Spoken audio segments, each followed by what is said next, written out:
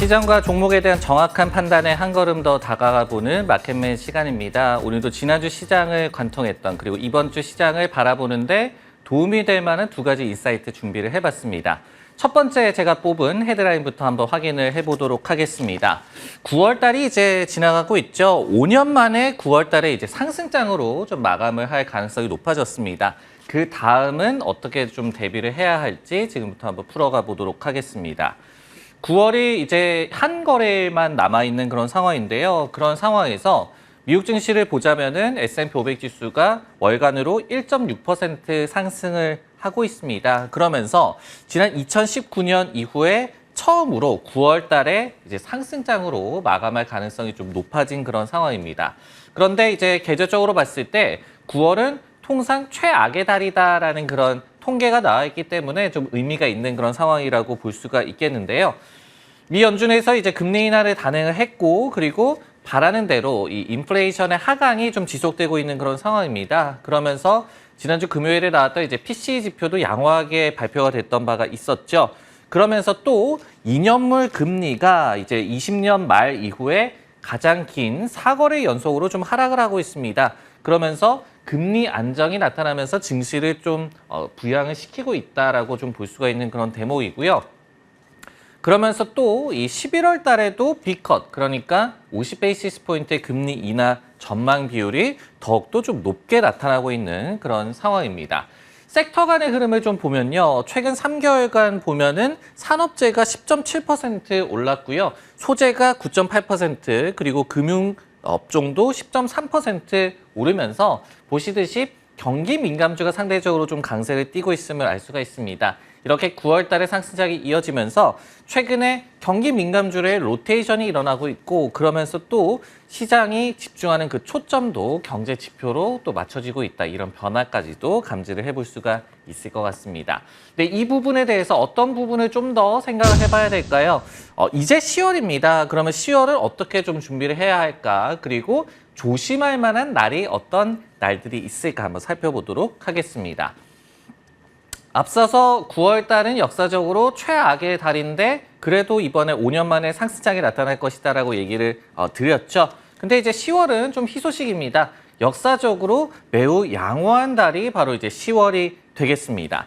지난 1928년부터 집계를 했을 때요. 10월 달에 상승이 56차례 그리고 하락이 40차례로 나타나면서 연말로 갈수록 더 좋은 그런 흐름이 나타났고요. 10월을 기점으로 해서 미국 증시가 좋은 흐름을 역사적으로 나타냈음을 저희가 알 수가 있겠습니다.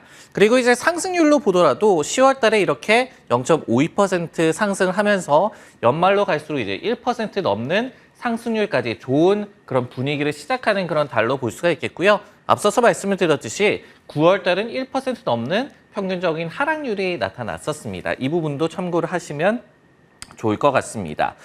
지금 보면은 이 11월 대선을 또 앞두고 있는 그런 상황인데요. 그런 가운데 그 부분도 일단은 10월장에도 좀 긍정적으로 작용을 하지 않을까라고 역사적으로는 좀 예상을 해볼 수가 있을 것 같습니다. 왜냐면은 지난 2020년까지요. 24차례 대선 중에 20번이 S&P 500 지수가 상승을 했습니다. 연간 상승을 했다라고 좀 말씀을 드리겠고요.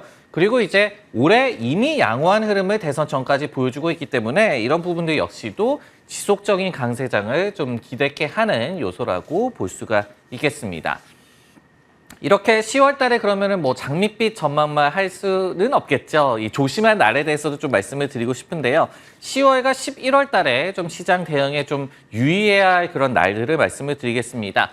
첫 번째로는요, 대선 다음 날입니다. 이제 11월 6일이 올해는 이제 되는데, 지난 2020년도에 대선 다음 날 S&P 500 지수가 2.2% 급등을 했습니다. 지수치고는 굉장히 상승폭이 컸다라고 좀 말씀을 드리겠는데, 관련해서 뱅크 오브 아메리카에서는 올해 대선 다음 날에도 2.5%의 뭐 아래로 가든 밑으로 가든 변동성이 예상이 된다라고 이 전망을 하고 있는 그런 상황입니다. 두 번째로 좀 유의해야 할 날, 고용보고서가 나오는 날이 되겠습니다. 10월 4일과 11월 1일이 되겠는데요. 앞서서 말씀을 드렸듯이 이제 시장의 관심은 경제입니다. 경제가 과연 이제 연착륙할 수 있을지 여부로 좀 모아지고 있는데, 그렇기 때문에 노동부의 고용보고서가 굉장히 좀 중요하다라고 말씀을 드릴 수가 있겠습니다. 역시 이제 지수는 한 1% 정도 위아래로 움직일 것으로 이 날에도 예상이 되고 있는 상황입니다. 세 번째로는요, 이제 빅테크들의 실적을 꼽아볼 수가 있을 것 같습니다. 예상으로는요, 한 10월 21일 정도부터 빅테크들이 3분기 실적을 내놓을 것으로 예상이 되고 있는데요. 이 역시도 시장 지수의 한 1% 정도의 변동성을 예상케 하는 그런 이벤트라고 볼 수가 있겠습니다.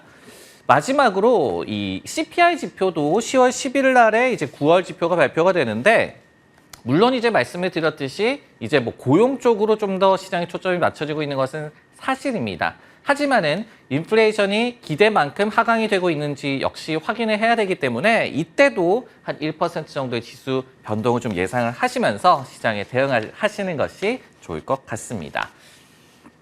네, 이렇게 첫 번째 이 헤드라인을 확인을 해봤고요. 두 번째 이제 종목과 관련한 얘기 한번 해보도록 하겠습니다.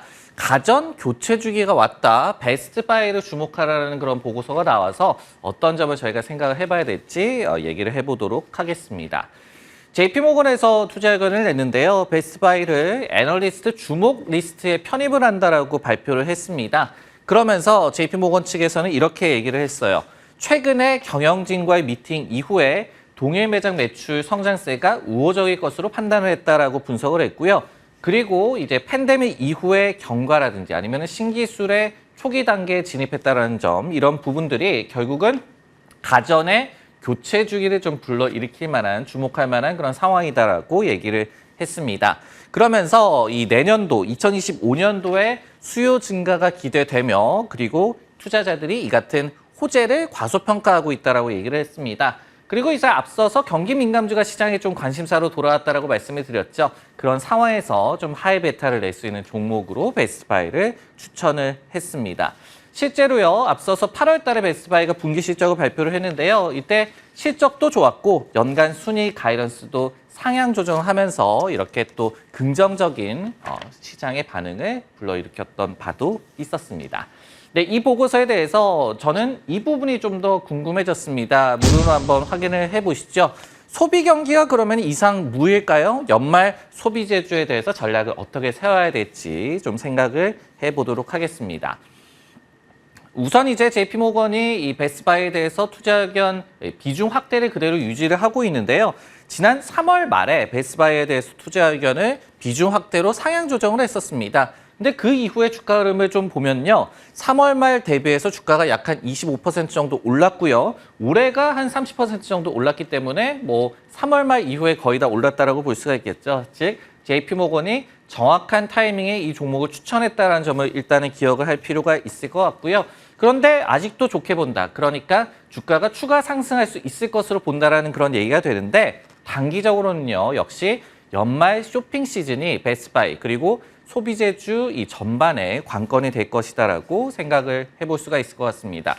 벌써라고 생각을 하실 수가 있을 것 같아요. 하지만은 올해는 추수감사절이 11월 28일이고요. 그렇기 때문에 블랙 프라이데이에서 크리스마스 이브까지, 그러니까 미국의 연말 쇼핑 시즌이 26영업일밖에 되지가 않습니다. 그러면서 11월 달에 쇼핑 일자만 따르면요, 이 작년 대비해서 5일이 적습니다. 즉, 유통채널 입장에서는 선제적인 프로모션이 필요한 상황이다. 이 부분을 좀 생각을 해봐야 될 것 같고요. 즉, 주가는 더욱더 더 빨리 움직일 수 있다는 점도 저희가 생각을 해봐야 될 것 같습니다. 여기에 더해서 이 소비 경기와 관련해서는 아직까지 시장에 좀 의구심이 남아있는 상황이죠. 왜냐하면은 인플레이션이 물론 하강하고 있다라고는 하지만 여전히 물가 상승이 높은 그런 상황입니다. 그러다 보니까 가게들의 가처분 소득도 좀 불안정한 상황. 그렇기 때문에 소비에 대해서 좀 더 확인할 필요는 있다라고 말씀을 드릴 수가 있겠습니다. 실제로 딜로이트에서 이렇게 예상을 하고 있습니다. 작년 대비 한 2.3% 정도에서 3.3% 정도의 연말 쇼핑 시즌 매출의 성장을 예상을 하고 있거든요. 근데 작년에는 동일 수치가 4.3%였습니다. 이 같은 의구심을 좀 뚫고 연말 쇼핑 시즌으로 갈수록 좀 소비 경기에 대한 의구심이 거쳐지는지 확인을 하고 소비재주의 또 전략을 짜는 것이 중요해 보입니다. 네, 마켓맨 오늘 준비한 내용 여기까지고요. 저는 다음 주에 다시 돌아오겠습니다.